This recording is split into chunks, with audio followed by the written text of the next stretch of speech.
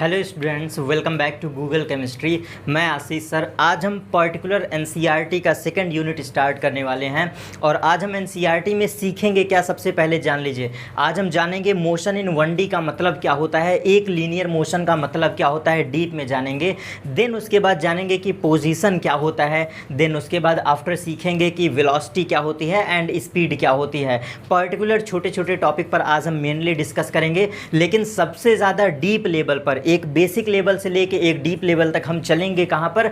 आखिर हम कैसे पहचाने कि कोई बॉडी मोशन इन 1D कर रही है, या फिर हम कैसे पहचाने कि कोई बॉडी वन लीनियर मोशन कर रही है। इसका डीप लैंग्वेज, डीप डेफिनेशन आज सीखेंगे। तो देखिए, मोशन इन 1D जो हमारा सेकंड यूनिट है, यहाँ पर हम पहले एक कोरिलेट करेंगे, एक चैन बनाएंगे कि कैसे कैसे इस चैप्टर की स्टार्टिंग हुई है, क्या उसमें कीवर्ड हैं। क्योंकि सबसे बड़ी बात है, अभी तक आप क्लास 9th में इस टॉपिक पढ़े होंगे, बहुत बेसिक पढ़े होंगे, लेकिन डीप लेवल तक आपने नहीं समझा होगा। क्यों? क्योंकि उसके वर्ड को आपने फील नहीं किया है। कुछ इंपॉर्टेंट वर्ड ऐसे हैं जो यहाँ पर डिफिनेशन में गिवन होते हैं, लेकिन बच्चे समझ नहीं पाते हैं और वो हर जगह लिखे होते हैं। तो उन वर्ड्स से मैं कोरिलेशन स्टार्ट करूँगा। तो आइए हम टॉपिक को अपने कंटिन्यू करते हैं। मोशन इन 1D पहले आसान भाषा में आपको सिखाऊंगा। यहां पर मैं दोनों तरह से आपको समझाऊंगा कि जैसे आपको समझ में आए, बेसिक से लेके अपर लेवल तक। हमारा जो मेनली टॉपिक है क्या है, वो मोशन इन 1D। इसको आप ऐसे ही पढ़िएगा, ये मोशन इन 1D है। डी का मतलब डायमेंशनल होता है और जनरली हमारा चैप्टर ये क्या कहलाता है, वन लीनियर मोशन। आप इसको भी कह सकते हैं, ठीक है ना, वन लीनियर मोशन। ये हमारा टॉपिक है, यही हमारा चैप्टर है। कैसे कोरिलेशन अब स्टार्ट करते हैं। इस चैप्टर में जो आप बेसिक बातें जानते हैं, एक बार बता देता हूँ। आपने भी यही पढ़ा होता है कि a body moves in a line, this is called 1D motion या फिर वन लीनियर मोशन। आप यही पढ़ते हैं ना कि कोई बॉडी है, कोई वस्तु है, अगर वो एक सीधी रेखा में चलती है तो इसको क्या कहते हैं, वन लीनियर मोशन कहते हैं। यही आपने बेसिक पढ़ा हुआ है और ये कुछ ऐसा समझ लीजिए, इसी को आप पढ़ते हैं क्या, वन लीनियर मोशन। इससे ज़्यादा आपने नहीं जाना होगा। लेकिन अब मैं कैसे बताऊंगा, ये डेफिनेशन इतना बेहतरीन है, इसको 1D, क्योंकि इस 11th के चैप्टर में, इस 11th के सब्जेक्ट में हमें क्या क्या पढ़ना है, 1D मोशन पढ़ना है, 2D मोशन पढ़ना है, कंप्लीट स्टडी करना है। तो हमको अच्छे से समझना होगा। अब इसका मैं एक छोटा सा आपको लिंक बनाता हूँ, उस लिंक को ध्यान से समझिएगा। देखो, ये मोशन आया कहाँ से है, ये मोशन जनरेट कहाँ से हुआ है। तो सबसे पहले इसका जो कोरिलेशन स्टार्ट होता है, आप किसी बॉडी के पोजीशन को पढ़ो, मतलब पोजीशन के बारे में थोड़ा सा डीप में जान लो। ठीक, पोजीशन जब हमें पता चल जाता है तो यहाँ से तीन चीज़ें निकल के आती हैं। यहाँ से हम क्या कह सकते हैं, 1D, 1D का मतलब वन डायमेंशनल, एंड 2D का मतलब टू डायमेंशनल, एंड 3D का मतलब थ्री डायमेंशनल। ये आपके कोरिलेशन पोजीशन से बनते हैं, ठीक है ना, ये कोरिलेशन। अब इसके बाद मैं एक छोटा सा कोरिलेशन और बताता हूँ। हम फिर पढ़ते हैं स्टेट के बारे में। मैं यहाँ से स्टार्ट करूँगा। ये स्टेट आपका सॉलिड लिक्विड गैस वाला नहीं है, सॉलिड लिक्विड गैस हम नहीं पढ़ेंगे। ये स्टेट का मतलब है कि अगर कोई बॉडी स्टैटिक स्टेट पर है, स्टैटिक मतलब आप समझते हैं स्थिर अवस्था में, और दूसरा आपका है डायनामिक। हम इस सेंस में पढ़ने वाले हैं। और बस ये छोटा सा कोरिलेशन समझने के बाद फिर जैसा कि बेसिक टॉपिक हम स्टडी करते हैं, डिस्टेंस क्या होता है, डिस्प्लेसमेंट क्या होता है, उस पर कंटिन्यू करेंगे। लेकिन इस चीज़ को मैं कोरिलेशन देखो कैसे बनाता हूँ। सबसे पहले हम सीखेंगे स्टेट। स्टेट का मतलब होता है, अगर बॉडी, ये टू टाइप हो गया, स्टेट हमारे टू टाइप के हो गए, एक स्टैटिक, एक डायनामिक। अब इस स्टैटिक का क्या मतलब होता है, स्टैटिक का हिंदी मतलब होता है स्थिर। बड़े ध्यान से समझना, शब्दों में फिजिक्स अपने में छुपा हुआ है। डायनामिक का मतलब आप जानते हैं, इसको हम लोग गतिक कहते हैं, और जिसको हम गतिक कहते हैं, इसी शब्द को गति भी कह सकते हैं। तो बस यही डायनामिक से आपका मोशन का जनरेशन हुआ है, यहीं से कंप्लीट टाइप के मोशन यहीं से निकला है। क्यों? चाहे इसको काइनेमेटिक कहिए या फिर डायनामिक कहिए, सेम चीज़ है। और यहीं से शब्द निकल के आता है जो हम पढ़ते हैं कि काइनेमेटिक्स क्या है या मैकेनिक्स क्या है, कुछ ऐसे ही ब्रांचेस से निकला है। तो हम क्या स्टडी कर रहे हैं, हम काइनेमेटिक्स पढ़ रहे हैं, हम डायनामिक पढ़ रहे हैं, इसके बारे में। तो स्टेट क्या होता है, स्टेट से अपने कहानी को स्टार्ट करते हैं। और देन जब हम आपको पोजीशन पर आएंगे तो इससे पहले एक शब्द सिखाऊंगा, लोकेशन क्या होता है। जिसने लोकेशन समझ लिया वो पोजीशन समझ लेगा, जिसने पोजीशन समझ लिया विद रिस्पेक्ट टू टाइम के साथ स्टडी कर लेंगे। 1D motion clear, 2D motion clear and 3D motion clear. और इसका फुल्ली नेम ये क्या है, 1D मोशन को ही वन लीनियर मोशन और 2D मोशन को ही क्या कहते हैं, प्रोजेक्टाइल मोशन या फिर सर्कुलेटरी मोशन, उसके एक एग्जाम्पल है जो कि हमें पढ़ना है। और 3D मोशन होता है हमारा गैसेस के मोशन या फिर जो आपके गैस मॉलिक्यूल्स होते हैं जो उनका मोशन होता है वो हमारा क्या होता है, 3D मोशन होता है। तो अब स्टार्ट करते हैं अपने टॉपिक को, यहाँ से आपको बड़े ध्यान से समझना है, ठीक है ना। स्टेट की अगर हम बात करें तो स्टेट से स्टार्ट करते हैं कि स्टेट के बारे में पढ़ना है, और स्टेट का मतलब होता है अवस्था। मैं हिंदी में यहाँ पर थोड़ा सा इसलिए कोरिलेट कर रहा हूँ, समझना बड़ा ज़रूरी है। स्टेट इज़ 2 टाइप, एक स्टैटिक कहलाता है, एक डायनामिक कहलाता है। आखिर हम कैसे पहचाने, तो फिजिक्स के लैंग्वेज में हमेशा के लिए रिमेंबर रखिएगा, अगर कोई बॉडी है, a body change its position with time, बस ये सिंपल सा एकदम correlation, a body change its position with time. यहाँ पर कंटिन्यूअसली भी कह सकते हैं, नहीं भी कंटिन्यूअसली कहेंगे, क्यों, क्योंकि मैंने यहाँ पे इंक्लूड कर दिया है। क्या इंक्लूड किया है, a body change its position. Simple सी बात है, कोई बॉडी है, बॉडी में अब यहाँ पे फिर से समझ लीजिए, बॉडी में कुछ भी आ सकता है, एक पार्टिकल आ सकता है, एक कार आ सकती है, बस आ सकती है, साइकिल, एवरीथिंग कंप्लीट कुछ भी आ सकता है। तो मैं जहाँ भी बॉडी शब्द बोलूँगा आप समझ जाइएगा वहाँ XYZ कुछ भी हो सकता है। तो क्लियरली मैंने स्टेट को कैसे डिफाइन किया, अ body change its position with time. अगर कोई बॉडी है वो चेंज कर रहा है क्या, अपने पोजीशन को, किसके साथ, समय के साथ। अगर समय के साथ बॉडी ने अपने पोजीशन को चेंज कर दिया तो वो आपका कहलाता है डायनामिक। और यहीं से हम ये किसकी डेफिनेशन बन गई, ये आपके डायनामिक की डेफिनेशन बन गई। और सिंपली आप कैसे याद रखोगे, अगर पोजीशन बदला दिस इज कॉल्ड डायनामिक, और अगर पोजीशन नहीं बदला तो दिस इज कॉल्ड स्टैटिक। तो अब सेकंड आप यहाँ पे क्या बना सकते हैं definition, a body does not change its position with time. बस बहुत सफिशिएंट है, ये डेफिनेशन बहुत सफिशिएंट है।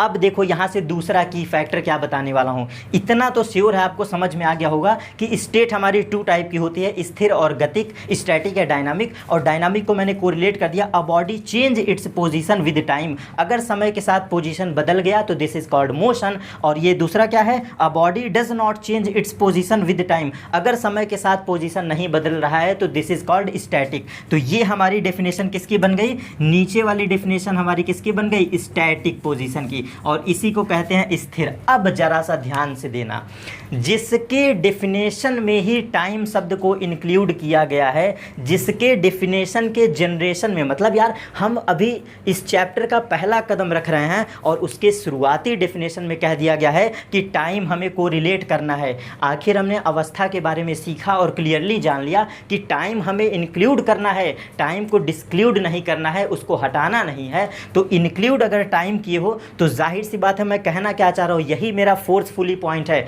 जिसके डेफिनेशन में कह दिया गया है टाइम को इंक्लूड करना, तो यहाँ से एक बात कीवर्ड याद रखना, इस चैप्टर में जितना डेफिनेशन पढ़ोगे, velocity, acceleration, distance, displacement, average velocity, instantaneous velocity, instantaneous speed, कुछ भी एवरीथिंग कुछ भी पढ़ोगे वहाँ पे टाइम फैक्टर आएगा ही आएगा। तो ये दूसरा पॉइंट अपने दिमाग में बैठा लेना कंप्लीट। तो यहाँ से आपको डायनामिक समझ में आ गया, स्टैटिक समझ में आ गया।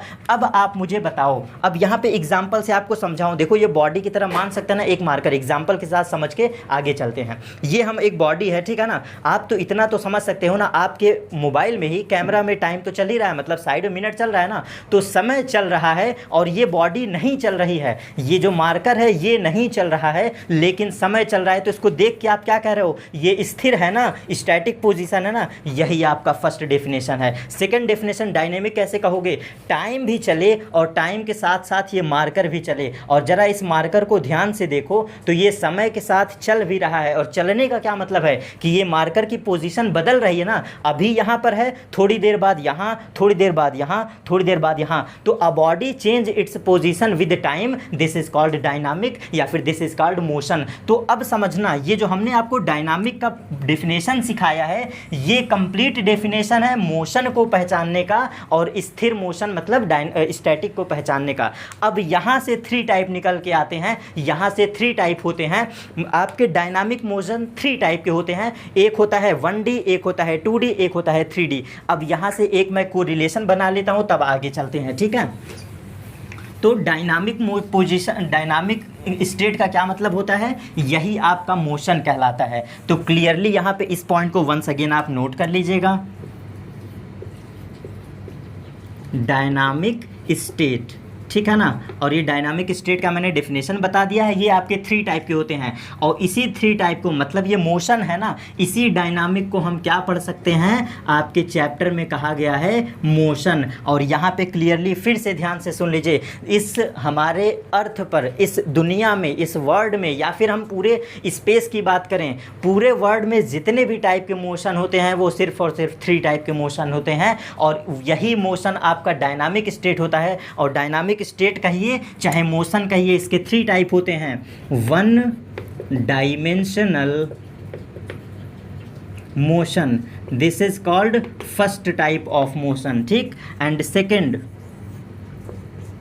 2 डायमेंशनल मोशन। आप बड़े बच्चे हैं, अब आपको बहुत अच्छे से समझना है 2 डायमेंशनल मोशन, और सिखाऊंगा धीरे धीरे, बस आपको सुनते जाना है, समझते जाना है। और तीसरा आपका होता है 3 डायमेंशनल मोशन, ठीक है ना। तो ये डायनामिक स्टेट कहूँ चाहे मोशन कहूँ, 3 टाइप हो गया, 1D, 2D, 3D। और इसको इन शॉर्ट में आप भी आज से सीख लीजिए, 1 लिख दीजिए, बगल में D लिख दीजिए। 1D का मतलब समझ जाइएगा यही है, और इसी को कहते हैं 2D, और इसी को कहते हैं 3D, ठीक है ना। ये कुछ अलग नहीं है, 1D motion, 2D motion, 3D motion, यही है आपका, ठीक है ना। तो ये टाइप समझ में आ गया। अभी हम इस पर भी बात करेंगे, लेकिन इसको समझाने के लिए मैंने बोला था ना, चैन मैंने बनाया था, एक लिंक बनाया था, तो मैंने स्टेट समझाया ना। अब हम आते हैं पोजीशन पे, और यहाँ पे अब तो आप समझ सकते हो ना, मैं फिर से रिमेंबर करवा दे रहा हूँ, रिकॉल करवा दे रहा हूँ, जिसके डायनामिक स्टेट में ही कह दिया गया है हमें टाइम को इंक्लूड करना है। तो आपके दिमाग में ये हमेशा बैठ जाना चाहिए यार, सोते जागते सपने में भी आपको ये बात याद रहना चाहिए कि हम पूरे मोशन के चैप्टर को जब जब स्टडी करेंगे, टाइम को नेग्लेक्ट नहीं करना है, बल्कि टाइम को इंक्लूड करके पढ़ना है, ठीक। मैं बार बार फोर्स कर रहा हूँ, तो यार मेरे कुछ वर्ड को समझना, मैं इसीलिए फोर्स कर रहा हूँ, क्लियर। अब जरूर आगे चलते हैं, ठीक है। तो अब मैंने आपको स्टैटिक के बारे में बता दिया। अब हम इस चैप्टर की स्टार्टिंग कहाँ से करते हैं। आप कहोगे सर इस चैप्टर को स्टार्ट कैसे करें, समझे कैसे, मोशन इन 1D की स्टार्टिंग कैसे करें। तो अभी स्टार्ट तो हमारा चैप्टर नहीं हुआ है, क्योंकि हम बेसिक पे चल रहे हैं, लेकिन अब देखो मैं कदम रख दिया हूँ चैप्टर पर। तो आपको मुझे सिखाना क्या है, पोजीशन क्या होता है, पोजीशन क्या होता है, मतलब व्हाट इज़ पोजीशन। यहाँ से हमारा टॉपिक स्टार्ट होगा, ठीक है। और यहाँ पे मैंने 3 टाइप के बारे में बता ही दिया है आपको, तो इसको भी मैं हटा दे रहा हूँ, ओके। अब देखो हमें पोजीशन के बारे में समझना है ना, तो पोजीशन के बारे में आपसे बहुत लोग पूछ सकते हैं एक क्रॉस क्वेश्चन। वो क्रॉस क्वेश्चन क्या है, मैं आपके वहम को दूर करना चाहता हूँ, इसलिए पहले से मैं भी सिखा दे रहा हूँ। तो एक चीज़ आप मेरे साथ समझ लीजिए, व्हाट इज़ लोकेशन। आपको भी डाउट नहीं होना चाहिए कभी। लोकेशन का मतलब क्या होता है, तो जिसने लोकेशन को समझ लिया, मैंने पहले बताया था, जिसने लोकेशन को समझ लिया उसके लिए पोजीशन कुछ भी नहीं है, क्योंकि दोनों में कोरिलेशन है और डिफरेंस भी बहुत बड़ा है, दोनों में डिफरेंस बहुत बड़ा है। व्हाट इज़ लोकेशन, अब हम डिस्कस कर रहे हैं लोकेशन के बारे में। तो देखो यार, लोकेशन का मतलब क्या होता है, कोई ऑब्जेक्ट, कोई पर्टिकुलर प्लेस, कोई पर्टिकुलर थिंग या पर्टिकुलर पॉइंट, क्लियर। मैं एक हॉस्पिटल की बात कर लूँ, आगरा की बात कर लूँ या कानपुर की बात कर लूँ, एवरीथिंग, किसी भी प्लेस की बात करूँ, पॉइंट की बात करूँ, किसी का भी मैंने नाम ले लिया ना इस अर्थ में, तो वो पॉइंट एग्जैक्टली है कहाँ पर, शब्द को समझना, एग्जैक्टली वो है कहाँ पर, वो खुद स्टैंड कहाँ पर है, तो वो पॉइंट आपका लोकेशन कहलाता है। मतलब कि अ पॉइंट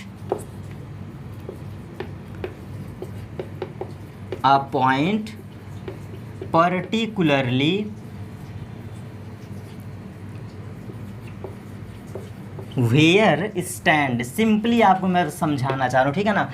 पॉइंट को, वो पॉइंट भी आपका कुछ हो सकता है, वो आपका एक क्या हो सकता है, डिस्ट्रिक्ट हो सकता है, एक छोटा सा प्लेस हो सकता है, ऑब्जेक्ट हो सकता है, एनीथिंग। तो a point particularly where stand, वो एग्जैक्टली है कहाँ पर। और एग्जाम्पल के साथ समझ लो, बिल्कुल छोटा सा, मान लो ये हमारे बहुत बड़ी सी पृथ्वी है, यहाँ पर मान लो यहाँ पर एक हॉस्पिटल है, कोई सा भी हॉस्पिटल, इस हमारे मतलब हमारे अर्थ पे ढेर सारे हैं। तो अगर मैं किसी पर्टिकुलर हॉस्पिटल की बात करता हूँ तो वो है कहाँ पर, दिस इज़ कॉल्ड लोकेशन। या फिर किसी स्कूल की बात करता हूँ, किसी भी स्कूल की, तो वो स्कूल एग्जैक्टली कहाँ पर है, वो आपका हो गया। आप जिस स्कूल में बचपन में पढ़े थे वो स्कूल आपका कहाँ पर है, तो वो हो गया आपका क्या, लोकेशन। तो यही चीज़ समझना, जो आप मोबाइल में गूगल लोकेशन यूज़ करते हो ना, वो क्या करता है, वो आपको पर्टिकुलर प्लेस बताता है कि यहाँ पर वो है।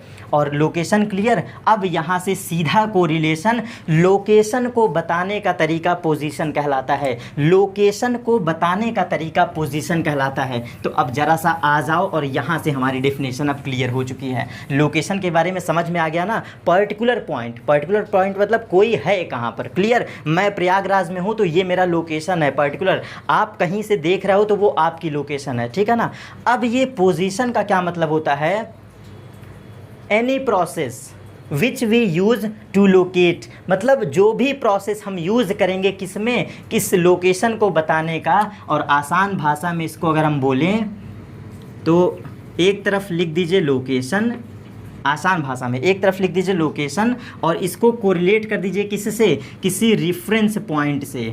रेफरेंस पॉइंट बोले तो किसी एक फिक्स पॉइंट के सापेक्ष या किसी फिक्स पॉइंट के रिस्पेक्ट में आप बताओगे, किसी का तो हेल्प लोगे। अभी मैं इस पर अच्छे से बात करने वाला हूँ, क्योंकि अब हम टू द पॉइंट टॉपिक पर आ चुके हैं, तो अभी इसको और अच्छे से बताने वाला हूँ। ये लोकेशन मान लो, और बगल में आपका ये क्या है, ये पॉइंट आपको फिजिक्स में दिखाई देगा, जिसे कहते हैं रेफरेंस पॉइंट। आपको रूबरू करवाने के लिए मैंने रेफरेंस पॉइंट लिखा है, जिससे आपके दिमाग में ये आ जाए। और यहाँ पर हम ये भी जानेंगे कि रेफरेंस पॉइंट होता क्या है, ठीक है ना।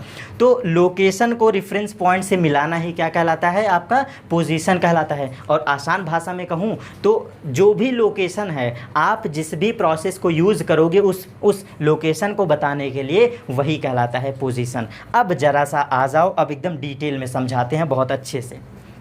पोजीशन क्या है, लोकेशन क्या है, और आपका ये क्या कहते हैं, रेफरेंस पॉइंट क्या है, सब कुछ समझाएंगे। और यहीं से हमारी 1D की डेफिनेशन भी निकलेगी।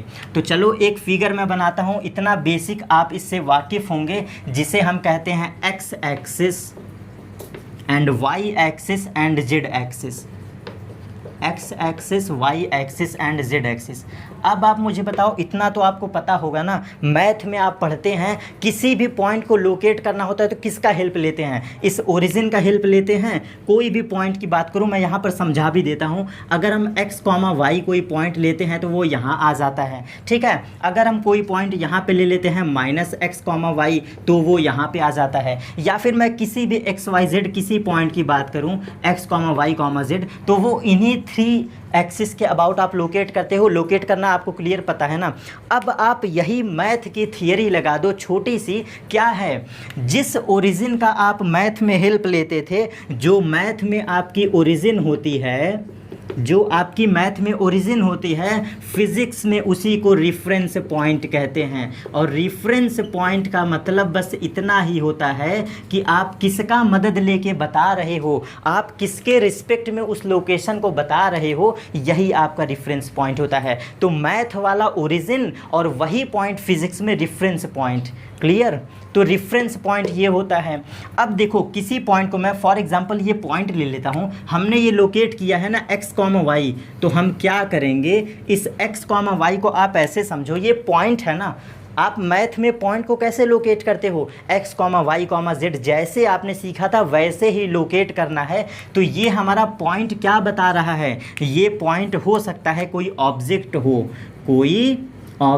हो, या फिर कोई प्लेस हो सकता है या कोई बॉडी हो सकता है। आई होप इतना आप समझ गए, कुछ डिफरेंस नहीं है, बस समझने का नज़रिया अपने दिमाग में बैठा लो। ये है तरीका, मैथ में किसी पॉइंट को लोकेट करते हो वही प्रोसेस है। तो ये हमारा क्या बन गया, ये लोकेशन है। पर्टिकुलर पॉइंट क्या कहलाता है, लोकेशन। क्लियर। अब देखो ये हमारे पर्टिकुलर पॉइंट है ना, ऑब्जेक्ट है, प्लेस है, बॉडी है, ये क्या है हमारा पर्टिकुलर पॉइंट है, पर्टिकुलर पॉइंट है। और यही हमारा क्या कहलाता है, लोकेशन। जो मैंने इतना बताया है यही तो हमने लोकेशन में आपको सिखाया, ये लोकेशन है। अब जाहिर सी बात है, देखो लोकेशन को रेफरेंस पॉइंट से मिलाना, यही तो मैंने किया है ना, लोकेशन को रेफरेंस पॉइंट से मिलाना, यही चीज़ आपकी कहलाती है पोजीशन। क्लियर, यही प्रोसेस है। किसी अदर पॉइंट को रेफरेंस पॉइंट से बताना ही पोजीशन कहलाता है। अब एक यहाँ पे मैं कहानी बताने वाला हूँ, कहानी को बड़े ध्यान से समझ लीजिएगा, छप जाएगा आपके दिमाग में कि पोजीशन क्या होता है। बड़े ध्यान से सुनना, छोटी कहानी इसलिए बता रहा हूँ ताकि शॉर्ट वे में आपको क्लियर समझ में आ जाए, ठीक है ना। इसी का हेल्प लेंगे, इसी फिगर का हेल्प लेंगे, देन हम अपनी कहानी को स्टार्ट करते हैं, ठीक है ना। तो इतना क्लियर हो गया। बात रही नोट्स की, नोट्स के लिए आप परेशान मत होइए, नोट्स आपको मिल जाएंगे, ठीक है ना। और सिर्फ एक बार कोशिश करिएगा, मेरा टारगेट है आपको टॉपिक समझाना और हर एक कीवर्ड को समझाना, नोट्स आपको मिल जाएगा। तो हम बनाते हैं क्या, आपका X axis, Y axis and Z axis, ठीक है। जेड की फ़िलहाल आवश्यकता नहीं है लेकिन फिर भी बना देते हैं। तो अब आप समझ गए क्या है रेफरेंस पॉइंट, हमारा ये है रेफरेंस पॉइंट। और रेफरेंस पॉइंट को आपके आम भाषा में कहूँ तो आप ऐसे समझ लो। अब सुनना, यहाँ से कहानी स्टार्ट हो रही है।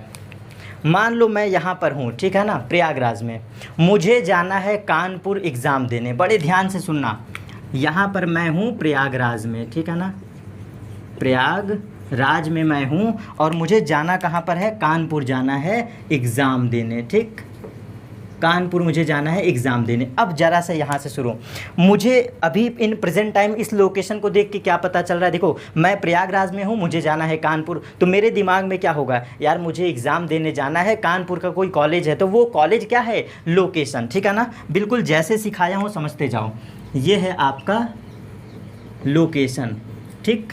अब ज़रा सा सुनना, प्रयागराज से हम चलेंगे, यहाँ से चलना स्टार्ट किए। आप मुझे बताओ, हम यहाँ से, अभी तो मुझे क्लियर पता है क्योंकि इलाहाबाद में हो तो मुझे कुछ लोकेशन पता होंगे। तो यहाँ से मैं कहाँ जाऊँगा, यहाँ से मैं मान लो जाऊँगा टैक्सी स्टैंड, या जिसे हम लोग बस अड्डा कहते हैं। तो अगर मैं आसान से कहूँ तो बस स्टैंड समझ लीजिए, ठीक है ना। मान लीजिए भाई, या तो आप बस स्टैंड जाओगे और या तो ट्रेन स्टैंड, जो इसको बस अड्डा कहें चाहे ट्रेन अड्डा कहो, एकदम समझ सकते हो ना यार, या तो ट्रेन पकड़ेंगे या तो बस पकड़ेंगे। तो अब ज़रा सा समझो, मुझे जब क्लियर पता था, यहाँ से हमने चलना स्टार्ट किया तो हम कहाँ तक पहुँचे, बस स्टैंड तक। चलो यहाँ तक मुझे मालूम था, तो मैंने जो इस पॉइंट तक पहुँचा, रेफरेंस किसका लिया, जहाँ से हम चलना चालू करेंगे वही हमारा रेफरेंस पॉइंट होगा, जिसका हम हेल्प लेंगे। क्योंकि अभी तो मुझे, मेरा बिल्कुल कंसंट्रेशन क्लियर था क्योंकि मैं इलाहाबाद में हूँ, मुझे लोकेशन पता है। तो मैं यहाँ से पहुँचा कहाँ, सिविल लाइन्स बस अड्डा, और इस पॉइंट को सिविल लाइन्स बस अड्डा से मिला दो, यही आपका कहलाएगा पोजीशन। लेकिन अभी आगे की कहानी भी सुनो। हो सकता है, चलो हम बहुत होशियार हैं, लेकिन हम जैसे प्रयागराज को पार करेंगे तो हो सकता है यहाँ से हम किसी से कंफ्यूज हो गए। कंफ्यूज का मतलब समझते हो ना, जब हम दूर जाते हैं तो हमारे मन में एक संदेह होता है कि हम 10 लोगों से पूछते रहते हैं कि हम सही पाथ पे जा रहे हैं कि नहीं, या किसी एक एक्स पर्सन से या अदर थर्ड पर्सन से पूछते हो ना कि क्या मैं सही रास्ते पे हूँ ना, आप श्योर पूछते हैं, 100% है। तो हो सकता है ऐसा, मान लो मैं भूल गया रास्ता, तो यहाँ से मैं फिर किसी से पूछूंगा, किसी थर्ड पर्सन से कि यार मैं यहाँ से आगे कैसे जाऊँ, तो वो पर्सन आपको बताएगा कि तुमको ऐसे जाना है, तुम यहाँ तक जाओ। तो सीधा सा समझना, हमने यहाँ पे हेल्प किसका लिया, किसी थर्ड पॉइंट का ना, या फिर किसी थर्ड पर्सन का। मैंने हेल्प किसका लिया, थर्ड पर्सन का। क्यों? क्योंकि हम कंफ्यूज थे। तो जैसे हम किसी थर्ड पर्सन का हेल्प लेते हैं, उस पर्टिकुलर पॉइंट पे रेफरेंस पॉइंट कौन हो जाएगा, तब आप नहीं रह जाओगे, वो रेफरेंस पॉइंट थर्ड पर्सन रह जाएगा। कैसे? ऐसे समझो, हम कॉल पे हैं, हेलो, हाँ यार मुझे यार यहाँ पे आना है, ये एक लोकेशन है जिसका नाम है आपका कोई कॉलेज, मान लो यहाँ यहाँ पे है एक कॉलेज हमारा सेंट जोसेफ कॉलेज है, इलाहाबाद में बड़ा फेमस कॉलेज है सेंट जोसेफ। मैं नया नया इलाहाबाद में आया, मैं कहा यार मैं बालसन चौराहे पर फंस गया हूँ, बालसन चौराहे पर मैं फंस गया हूँ, मुझे रास्ता बताओ मैं कैसे जाऊँ सेंट जोसेफ। तो वो आपको क्या कहता है, यहाँ से दाएँ मुड़ो, यहाँ से बाएँ मुड़ो, देखो बगल में कुछ लिखा होगा। तो वो थर्ड पार्टी का हेल्प ले रहा है ना, थर्ड पर्सन का हेल्प ले रहा है ना। तो जैसे जैसे जिस पॉइंट का आप हेल्प लोगे उस समय रेफरेंस पॉइंट आपका बदलता रहेगा। इनिशियली मुझे पता था तो मैं यहाँ से पहुँच गया प्रयागराज, तो मेरे लिए reference point this is reference point. यहाँ से हम कंफ्यूज हुए तो थर्ड पर्सन का हेल्प लिए ना, तो हमारा यहाँ पर हो गया रेफरेंस पॉइंट, ये हमारा रेफरेंस पॉइंट है। इसके बाद आगे चले, अब जरा सा समझ लो, मान लो ये हमने हेल्प लिया, ये हम पहुंच गए मान लो कानपुर। भाई कानपुर छोटा तो नहीं ना है, तो हम ये पहुंच गए कानपुर के बस स्टैंड पर या फिर उसके ट्रेन वाले स्टैंड पर। ठीक, अब जरा सा ध्यान से समझो, हम कानपुर भी पहुंच गए। अब यहाँ से फिर से कहानी को समझा रहा हूँ। कानपुर पहुँचे ना, अभी भी तो हम कॉलेज नहीं पहुँचे हैं ना, तो कानपुर जब पहुँचेंगे तो भाई वो तो नया नया शहर है, वहाँ तो आपको नहीं पता है। फिर आप किसका हेल्प लोगे, तो कानपुर पे आप खड़े हो, वहाँ पे हेल्प लोगे एक टैक्सी वाले का, पूछोगे भैया ये लोकेशन कहाँ पर है। तो आपने थर्ड पर्सन का फिर हेल्प लिया ना, तो उस पर्टिकुलर समय यहाँ पर क्या होगा, ये आपका रेफरेंस पॉइंट हो जाएगा। तो ये आपका क्या हो जाएगा, रेफरेंस पॉइंट। तो यहाँ से समझ में क्या आया, एक बड़ी ख़ास बात यहाँ से निकलती है, जब हम किसी लोकेशन को बताते हैं ना, अपना पोजीशन मतलब उसको हम लोकेट करते हैं, अपना प्रोसेस लगाते हैं, तो रेफरेंस पॉइंट बदलता रहता है। पूछोगे कैसे, सीधा सा एग्जांपल समझो आप, मैं एकदम पर्टिकुलर समझाता हूँ। कहीं पर सिचुएट है ताजमहल, आगरा में सिचुएट है ना ताजमहल। अब आप मुझे बताओ, हमारी पृथ्वी बहुत बड़ी है ना, मैं किसी एक्स पर्सन लखनऊ वाले से पूछता हूँ कि आगरा बताओ कैसे पहुँचना है, तो वो आपको एक नया रास्ता बताएगा। ध्यान से सुनना, आगरा कहीं पर है, मैं लखनऊ वाले से पूछूंगा तो वो मुझे एक नया रास्ता बताएगा, मैं कानपुर वाले से पूछूंगा तो वो मुझे एक नया रास्ता बताएगा। पहुंचेंगे तो एक ही जगह, लेकिन उसके लिए रेफरेंस पॉइंट कानपुर है, एक्स पर्सन के लिए रेफरेंस पॉइंट लखनऊ है, मेरे लिए, मैं इलाहाबाद में हूं तो मेरे लिए रेफरेंस पॉइंट प्रयागराज है। मान लो कोई पर्सन आजमगढ़ है या गाजीपुर है तो उसके लिए रेफरेंस पॉइंट अलग है। तो इसलिए कहा जाता है कि जब हम किसी लोकेशन को बताते हैं, किसी भी लोकेशन को, ज़रूरी नहीं है मैं आपको एकदम, मैं रटंत विद्या नहीं पढ़ा रहा हूँ कि एकदम मैं यहाँ पर अप्लाई कर रहा हूँ, किसी भी लोकेशन को आप ऐसा समझो, किसी भी लोकेशन को बताओगे तो आप 10% से अपने आसपास के लोगों से पूछ के देखो, वही आपको डिफरेंस दिख जाएगा। क्यों, क्योंकि उसके लिए रेफरेंस कुछ और होगा, आपके लिए रेफरेंस कुछ और होगा, मेरे लिए रेफरेंस कुछ और होगा। तो ये कहाँ से जनरेट होता है, जिस थर्ड पार्टी का आप यूज़ करोगे, जैसे आपने किसी तीसरे पर्सन का यूज़ किया, उससे पूछा, रेफरेंस पॉइंट बदल जाएगा। तो ये फिजिक्स की डेफिनेशन कहती है कि लोकेशन को बताते समय रेफरेंस पॉइंट बदलता रहता है। तो यहाँ से कीवर्ड क्या है, जब हम पोजीशन की स्टडी करते हैं तो ये इंक्लूड कर सकता है क्या, many reference point, many reference point, मतलब एक लोकेशन को बताने के लिए ढेर सारे हमको रेफरेंस पॉइंट लेने से पड़ सकते हैं। और रेफरेंस पॉइंट अब क्लियर हो गया, रेफरेंस पॉइंट तो क्लियर है ना, जिसके रिस्पेक्ट में आप बताओगे। मैं यहाँ से मार्केट निकला, मैं कहा मैं जा रहा हूँ हॉस्पिटल, तो रास्ते में पूछूंगा भैया दाएं मुड़ो कि बाएं मुड़ो, तो जिस पर्सन से पूछा वो हो गया रेफरेंस पॉइंट। आगे और दूर गए, हमको मिल गए कोई एक पान वाले चाचा, तो पान वाले चाचा से पूछेंगे हम पहुँच जाएं, ये लोकेशन सही है, तो वहाँ पर कौन हो गया आपका रेफरेंस पॉइंट, वो पान वाले चाचा हो गए। और आगे हम चले, कॉलेज के आसपास कोई चौराहा पड़ा, किसी एक पर्सन से फिर पूछ लिए, तो वो कहा यार कॉलेज यही है ना, बिल्कुल मैं सही जगह हूँ ना, कानपुर में ही हूँ ना, तो वो कहेगा हाँ भैया आप एकदम सही जगह हो। तो रेफरेंस पॉइंट क्या हो गया, वो पर्सन हो गया जिससे हमने पूछा। तो रेफरेंस पॉइंट आपका बार बार बदल सकता है। यहाँ तक सब कुछ क्लियर। और अब जरा सा आगे चलो, पोजीशन का भी मतलब मैंने आपको बता दिया, पोजीशन को बताने के लिए ढेर सारे रेफरेंस पॉइंट यूज हो सकते हैं। तो position includes many reference point, ठीक है। और अब एकदम जाते जाते इस पॉइंट को मैं भी ख़त्म कर रहा हूँ। तो इस पॉइंट को आसान तरीके से आप कैसे समझोगे, लोकेशन को पोजीशन से मिलाना ही क्या कहलाता है, ये हमारा है लोकेशन। और लोकेशन को आप कैसे स्टडी करोगे, एज अ पॉइंट की तरह, x, y, z। और आगे जब आप वेक्टर पढ़ोगे ना, यही मेथड मैं सिखाऊंगा, तो वहाँ पे हम वेक्टर तरीके से सिखाएंगे। अभी आसान शब्दों में सीख लो, लोकेशन को रेफरेंस पॉइंट से मिलाना ही क्या कहलाता है, पोजीशन कहलाता है। तो क्लियर। ये आपका क्लियर हो जाना चाहिए। लोकेशन आपको क्लियर हो गया, इसको हम क्या करेंगे, रेफरेंस पॉइंट से मिला देंगे, ठीक है ना, रेफरेंस पॉइंट से मिला देंगे, हेंस क्लियर सब कुछ। अब आगे चलते हैं, देखो अब हम यहाँ से हमको पोजीशन पढ़ लिए, लोकेशन पढ़ लिए, अब हम आ जाते हैं 1D मोशन के डिफिनेशन पर। कहोगे सर क्यों, तो अब देखो उसका जवाब तो सुनो, जवाब सुनते ही आप खुश हो जाओगे, कहोगे हाँ सर क्लियर। तो 1D मोशन की डिफिनेशन क्या होती है, 1D, अब यहाँ पर अच्छे से लिखता हूँ ताकि आपको एकदम समझ में आए, लीनियर मोशन और 1D मोशन, ठीक है ना, क्लियर। यही मैं आपको बताने वाला हूँ। तो यहाँ पर स्टार्ट करते हैं अपने डेफिनेशन को। अ body change its position, a body change its position only and only about one axis. बड़े ध्यान से समझना, मैंने क्या बोल दिया इंग्लिश में कि कोई बॉडी है, अ बॉडी यहाँ पर इंक्लूड कर लेते हैं continuously, a body continuously change its position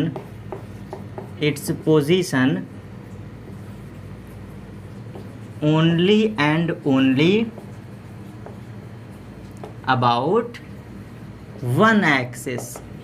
बड़े ध्यान से समझना, कीवर्ड ही आपको बता रहा हूँ, बिल्कुल कीवर्ड, और यही आपको पकड़ना भी है। अभी मैं बताऊँगा सारी चीज़ें। कोई बॉडी है, क्या है, अ बॉडी, ठीक है ना, क्या हो रही है, कंटिन्यूअसली चेंज, मतलब वही जो मैंने बताया था कि उसकी क्या हो रही है, पोजीशन बदल रही है। A body change its position, क्या क्लियरली लिखा है, उस बॉडी का चेंज हो रहा है क्या, पोजीशन, उस बॉडी का पोजीशन चेंज हो रहा है। अब जरा सा लास्ट कीवर्ड देख लेना, क्या मैंने यहाँ पे लिखा है, only and only about one axis. Axis का मतलब क्लियर समझ लिए, यही बस इस पॉइंट का क्या था, इतना मेहनत था जो मैंने आपको समझाया। एक्सिस तो समझते हैं ना, तो जरा सा अब देख लो, अगर कोई बॉडी है, ये है पॉइंट ए, ये है पॉइंट बी, ये है पॉइंट सी एंड ये है पॉइंट डी। ज़रा इन पॉइंट को ध्यान दे लो। कोई बॉडी ऐसे चल रही है, कोई बॉडी ऐसे मूव कर रही है कि उसका पोजीशन कैसे चेंज हो रहा है। इनिशियली वो पोजीशन क्या है, बड़े ध्यान से देखो, इनिशियली वो ए पे है, सम टाइम आफ्टर क्या हो जाता है, बी पर, फिर सम टाइम सी, फिर कुछ देर बाद डी। तो ये क्या है आपका, अगर कोई बॉडी चेंज कर रही है अपने पोजीशन को सिर्फ और सिर्फ वन एक्सिस के about, this is called 1D motion. और यही डेफिनेशन अपने दिमाग में पकड़ लो, ठीक है ना। ये इतना जो हम पढ़ रहे हैं डेफिनेशन, मैंने मोशन में क्लियरली कर दिया था ना कि टाइम भी आपको इंक्लूड करना है, तो ये इतना डेफिनेशन तो है ही, और साथ में इसके साथ क्या है, हमें घड़ी को भी इंक्लूड करना है। मतलब ये सारी मेहनत तो हम कर रहे हैं, लेकिन हमें समय को भी इंक्लूड करना है। क्यों, क्योंकि जिसके मोशन में पहले ही कह दिया गया है समय को आप हटा नहीं सकते हो, तो यहाँ पर भी समय क्या होगा, इंक्लूड होगा। लिखा भले नहीं है, लेकिन आपको इसमें इंक्लूड करना है। क्लियर। तो ये आपकी डिफिनेशन थी, और आसान शब्दों में कहूँ तो ये हमारा एक्स एक्सिस है, एक्स एक्सिस है। आई होप अब क्लियर हो जाना चाहिए। अगर उसी तरह से कोई पॉइंट है, कोई बॉडी है, प्योरली सिर्फ और सिर्फ कैसे चेंज कर रही है अपने पोजीशन को, वाई एक्सिस के अबाउट। जरा यहाँ पर भी देख लो, मान लो कोई पॉइंट ए आपका यहाँ पर है, सम टाइम आफ्टर कोई पॉइंट यहाँ पर है, और सम टाइम आफ्टर कोई पॉइंट सी यहाँ पर है। तो ये बॉडी देख रहे हो, इसका पॉइंट चेंज हो रहा है ना, क्योंकि मोशन क्या कहता है, चेंज इट्स पोजीशन। और 1D मोशन क्या होता है, ओनली वन एक्सिस के अबाउट मोशन उसका चेंज हो, मतलब पोजीशन उसका चेंज हो। तो मोशन क्या था, पोजीशन का बदलना, और 1D मोशन क्या होता है, सिर्फ और सिर्फ वन एक्सिस के अबाउट। ये वन शब्द लिखा है ना, ये वन यही बताता है कि वन एक्सिस के अबाउट अगर बॉडी चेंज कर रही है तो 1D मोशन, और 2 का मतलब होता है अगर 2 एक्सिस के अबाउट एक साथ चेंज कर रही है तो 2D मोशन, और अगर 3 एक्सिस तीनों के साथ साथ चेंज कर रही है तो 3D मोशन। अभी हम आपको सिखा रहे हैं 1D मोशन, इसलिए यही समझना है। तो यहाँ पर सब कुछ क्लियर। देखो ये मैंने लिखा है ना वन एक्सिस के अबाउट, और जरा ये मोशन भी देख लो, तो बॉडी का जो पॉइंट है वो चेंज कैसे हो रहा है, वन एक्सिस के अबाउट। ऊपर देखें तो बॉडी का पोजीशन कैसा चेंज हो रहा है, वन एक्सिस के अबाउट। सेम उसी तरह से जेड में भी चलेगा। तो ऐसे मोशन को हम कहते हैं 1D मोशन। क्लियर। और जो आपने बचपन में पढ़ा था कि एक लीनियर वाला मोशन 1D मोशन होता है, या a body moves in a straight line, this is called motion, तो वो भी डेफिनेशन सही है, लेकिन इस लेवल पर अब वो मान्य नहीं है, दिस इज़ नॉट वैलिड। ये आपके लिए वैलिड है, इसको कहीं भी लगाना। अभी मैं इस पर और डीप में बात करने वाला हूँ, ठीक है ना, थोड़ा सा और अच्छे से इस पर आपको समझाता हूँ चीज़ें,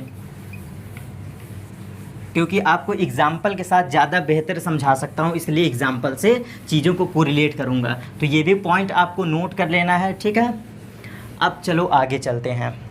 1D मोशन में दिमाग में आपको क्या बैठाना है, 1D मोशन को दिमाग में अपने कैसे बैठाना है, आपको सिर्फ ये समझना है कि 1 एक्सिस के अबाउट मोशन। तो अब आपके लिए एक छोटा सा आसान सा रूल लिख दे रहा हूँ। देखो मैंने डीप डिफिनेशन लिखा, उसको और शॉर्ट कर दे रहा हूँ। क्या है, मोशन ओनली 1 एक्सिस अबाउट।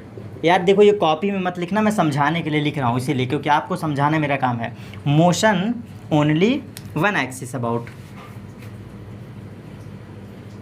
मतलब बस यहाँ से आपको यही फील होना चाहिए, यही समझ में आना चाहिए कि एक एक्सिस के अबाउट मोशन हो रहा है तो this is called 1D motion. एक एक्सिस के अबाउट अगर मोशन हो रहा है तो 1D मोशन। अब ज़रा सा एग्जांपल पे आ जाओ और केवल फिगर को समझना।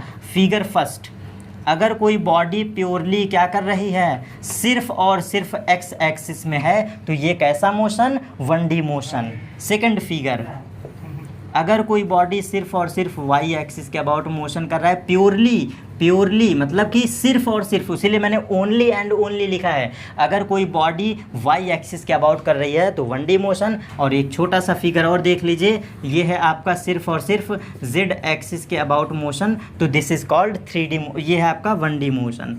ये तीनों 1D मोशन है। अब ज़रा से यहाँ पे आपको एक झटका देने जा रहा हूँ, एक बूस्ट देने जा रहा हूँ, जो आपने कभी नहीं जाना है। मैक्सिमम बच्चे मेरे इस फिगर को बनाते कहेंगे कि सर ये भी तो 1D मोशन है। देखो बड़े ध्यान से देखना, इस मोशन को ध्यान दो, सिर्फ जो मैंने ये ड्रॉ किया है, ये ड्रॉ किया, आप सब कहोगे ना this is called 1D motion, sure है आप कह दोगे, लेकिन मैं कह रहा हूँ this is not a 1D motion, this is 2D motion, this is 2D motion. तो इस बात को रिमेंबर रख लीजिए। आज के बाद अगर कोई आपसे अब से कोई ऐसा फिगर दे, वो कहे कि ये मोशन कैसा है, इस फिगर को ध्यान देना, यहाँ से लेके यहाँ तक का मोशन कोई क्लियर आपसे कहे कि ये कैसा मोशन है, तो आपका जवाब होगा 2D मोशन। ये कैसा है, 2D मोशन है। आगे पढ़ाऊँगा इसको, अभी के लिए रिमेंबर रखो। लेकिन आप कहोगे सर देखने में तो ये एक रेखा में है, देखने में तो 1 लाइन में है। बात आपकी एकदम सही है। वो रीज़न ये है कि इसके पढ़ाई के लिए, इस मोशन के स्टडी के लिए जो हम फॉर्मूला लगाते हैं, 1D वाला एप्लीकेबल तो हो जाता है, बिल्कुल सही है, वो एवरीथिंग बिल्कुल वैलिड होता है इस मोशन में। लेकिन जो पहचानने का तरीका होता है, हम पोजीशन आपको देखे हैं ना, मैंने आपको क्या सिखाया है, a body change its position only and only 1 axis about. यहाँ पे जरा बॉडी का चेंज पोजीशन देख लो। अगर हम इस पॉइंट का पोजीशन देखते हैं तो इसको बताने के लिए कितना आपको हेल्प लेना पड़ रहा है, 2 पॉइंट x, y, आपने पढ़ा है ना। और आगे चलो, अगर हम इसके पोजीशन को जानना चाहें तो ज़रा सा ध्यान से देखो, इस पॉइंट को आप कैसे लोकेट करोगे, x, y। और आगे चलते हैं, और आगे चलते हैं, तो इसको बताने के लिए आप क्या हेल्प लोगे, फिर से 2 पॉइंट ना। तो ज़रा ध्यान देना, जिसकी पोजीशन ऐसे चेंज हो, मतलब कोई बॉडी है ना, ये पोजीशन ही तो चेंज हो रहा है, मैंने पहले ही सिखा दिया है। तो अगर उसका पोजीशन जो चेंज हो रहा है उसको आपने देख लिया, मैंने यहाँ पे देख लिया ना पॉइंट निकाल के, तो इस पॉइंट को बताने के लिए क्या हम यूज़ कर रहे हैं, 2 एक्सिस का यूज़ कर रहे हैं। क्यों, एक्स एक्सिस तथा वाई एक्सिस। इस पॉइंट का पोजीशन बताना है तो कैसे बताओगे, x, y। इस पॉइंट को बताना है तो कैसे बताओगे, x, y। तो जब आप 2 एक्सिस का हेल्प ले लेते हो, जब कभी पोजीशन को बताने के लिए 2 एक्सिस का यूज़ कर लेते हो, तो वो 2D मोशन में चला जाता है, that is not 1D motion. तो यहाँ पे ये क्या हो रहा है, बॉडी दिखने में तो 1D मोशन है, बिल्कुल सही है, नो मैटर। वो इसका एक्सेप्शन है कि यहाँ पे फॉर्मूला वैलिड हो जाते हैं, लेकिन ये प्योरली आपका क्या है, 2D मोशन है, ठीक है ना। और आपको दूर से देख के लगता है कि ये 1D मोशन है, दिखने में सिर्फ है, लेकिन इसका जवाब क्या है, दिस इज़ 2D मोशन। और और आपको क्यों ऐसा लग रहा है? क्योंकि वो स्ट्रेट लाइन में है। और जवाब आपको मैंने प्रूव कर दिया, क्योंकि आप बस क्या देखो, सिर्फ एक चीज़ देखो, बस एक चीज़, बॉडी किस पाथ पे चल रही है उसके पॉइंट को निकाल लो। अगर उसके पॉइंट को बताने के लिए 1 एक्सिस का हेल्प लिए तो 1D मोशन, अगर उसका पॉइंट बताने के लिए दो एक्सिस का यूज़ कर लिए तो 2D, और 3 का यूज़ कर लिए तो 3D। तो ये मैंने पॉइंट देख लिया ना, ये देख रहे हो ना। अगर कभी कन्फ्यूज़न हो तो क्या करो, पॉइंट निकाल के देख लो कि उसके पॉइंट को बताने के लिए हम कितने एक्सिस का यूज़ कर रहे हैं। तो आपको मैथ में इतना तो बेसिक पता होगा कि इस लाइन पे कहीं भी पॉइंट लेंगे तो इस पॉइंट को लोकेट करने के लिए हमें 2 एक्सिस चाहिए, एक है एक्स एक्सिस, एक है वाई एक्सिस। इससे डीप अब आवश्यकता नहीं है, क्योंकि सारे मोशन आप इससे पहचान सकते हो, ठीक है ना, बिल्कुल क्लियर। और ये आपका डेफिनेशन यहाँ पे कंप्लीट होता है। इस तरह से हम पहचानेंगे किसको, 1D मोशन को पहचानना। कभी भी ग्राफ देखो, चाहे सिंपल देखो, तो आप ग्राफ से भी पहचान लोगे। बस देख लेना 1 एक्सिस होना चाहिए, केवल और केवल 1 एक्सिस। परेशान मत लो, बहुत लोगों के मन में होगा सर 2D भी सिखाइए, 2D भी सिखाइए। वो यार नेक्स्ट चैप्टर में सिखाऊंगा, अभी 1D सीख लो अच्छे से। अब हम सीखते हैं अपने बिल्कुल टू द पॉइंट टॉपिक पर आते हैं। What is distance and displacement, 2 चीज़ सिखाऊंगा बिल्कुल आसान शब्दों में, देन उसके बाद अपने टॉपिक को कंप्लीट करेंगे। तो डिस्टेंस सीखेंगे एंड डिस्प्लेसमेंट सीखेंगे, क्या होता है डिस्टेंस एंड डिस्प्लेसमेंट, ठीक है ना। What is distance and what is displacement. पिछला टॉपिक जिनको कन्फ्यूज़न है, नहीं होना चाहिए, देख के एकदम मगन हो जाओ। डिस्टेंस क्या है, डिस्प्लेसमेंट क्या है, बिल्कुल आसान शब्दों में सिखा दूं, एकदम आसान शब्दों में। देखो कैसे फिगर बनाता हूं, उससे ज़्यादा अच्छा समझा दूंगा, और आपको एग्जाम्पल के साथ भी समझाऊंगा। डिस्टेंस का मतलब होता है, डिस्टेंस का मतलब अपने दिमाग में बैठा लेना। अब ये छोटा सा पॉइंट है डिस्टेंस। डिस्टेंस का मतलब होता है जिस पाथ पर आप चल रहे हो, बस किसी तरह से उसको मीज़र कर लो। क्या बोल गए सर, जिस पाथ पे आप चल रहे हो उस रियल पाथ को मीज़र कर लो, वही कहलाता है डिस्टेंस। अब देखो कैसे, हम हैं कहाँ पर, प्रयागराज में। आप अपने घर पर बैठे हो, छोटा सा एग्जाम्पल लेता हूँ। आप अपने घर से निकले हो मार्केट में दूध लेने, दूध का पैकेट समझते हो ना जो मार्केट में मिलता है। आप अपने घर से निकले हो क्या लेने, दूध का पैकेट लेने। आपके घर वाले बोले जाओ दूध का पैकेट लेकर आओ। अब ज़रा ध्यान से देखना, जिस जिस रास्ते को आपने रियल में फॉलो किया है, चाहे वो उबड़ खाबड़ रास्ता हो, चाहे ख़राब रास्ता हो, जैसा नो मैटर, जिस रियल पथ पर आपने चला है उस पथ की लंबाई, उस रास्ते की लंबाई को ही हम क्या कहते हैं, डिस्टेंस कहते हैं। तो ये यहाँ से डेफिनेशन को याद रखिएगा, अ बॉडी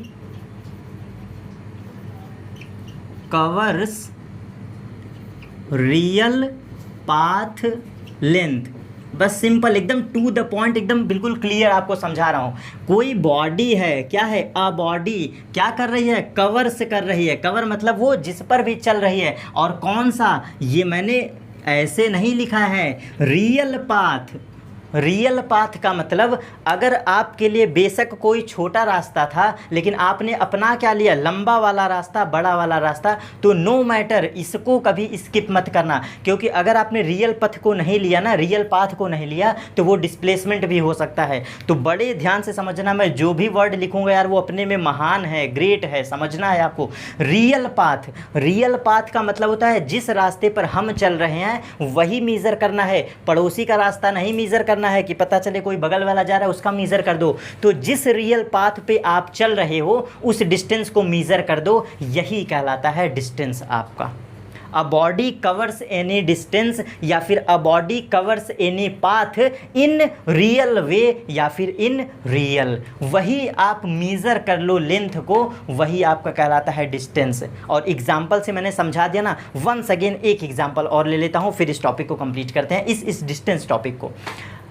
मैं यहाँ पर पढ़ा रहा हूँ, थोड़ी देर बाद मैं जाऊँगा घर, ठीक है ना, थोड़ी देर मैं जाऊँगा घर, और अभी यहाँ पर बारिश भी हुआ है, तो यार रास्ता हमारा ख़राब होगा। अब समझना, बड़े ध्यान से कहानी के साथ समझते चलो। यार यहाँ बारिश हुई है, रास्ता भी ख़राब है, तो हो सकता है मैं दाएं बाएं हो के चलूँगा ना, कहीं गंदगी होगा, कहीं सफाई होगी, समथिंग ऐसा ही होता है, रास्ता बारिश हुआ है तो जिस भी मैं रियल पाथ को फॉलो करूँगा, हो सकता है अगर मैं एक रोड बनाता हूँ, ज़रा ध्यान से देख लो फिगर के साथ, ये देख लो, मान लो मैं ऐसे ऐसे गया, मैं क्या गया, ऐसे ऐसे गया, तो बड़े ध्यान से समझना, मैंने इस पाथ को फॉलो किया ना, तो इसको आप क्या करोगे, मीज़र करोगे। ये जो रियल डिस्टेंस है या रियल पाथ लेंथ है, यही आपकी कहलाती है क्या, डिस्टेंस। जिस भी रियल पाथ पे आप चल रहे हो, रियल पाथ, मैं बार बार उस पर फोर्स कर रहा हूँ, रियल पाथ, जिस रास्ते पे तुम चले हो, जिस रास्ते से तुम गए हो, उसी को मीज़र कर लो, डिस्टेंस कहलाता है। अब ज़रा सा आसान भाषा में आ जाओ, डिस्प्लेसमेंट। तो डिस्प्लेसमेंट की सबसे बड़ी खास बात क्या होती है, डिस्प्लेसमेंट सिर्फ और सिर्फ दो चीज़ पे डिपेंड होता है, एक होता है इनिशियल पॉइंट, एक होता है फाइनल पॉइंट। क्योंकि डिस्प्लेसमेंट की सबसे बड़ी खास बात क्या होती है, ये कहना ये चाहता है कि देखो भैया, मैं सिर्फ वहीं पर आऊँगा, आप अगर मुझे निकालना चाहते हो किसको, डिस्टेंस एंड डिस्प्लेसमेंट में, किसको, डिस्प्लेसमेंट को, तो ये कहता है मेरे लिए दो बात याद रखना, मैं डिपेंड करता हूँ 2 पॉइंट पर, 2 पॉइंट पर, और ये 2 पॉइंट कैसा होना चाहिए, एक होता है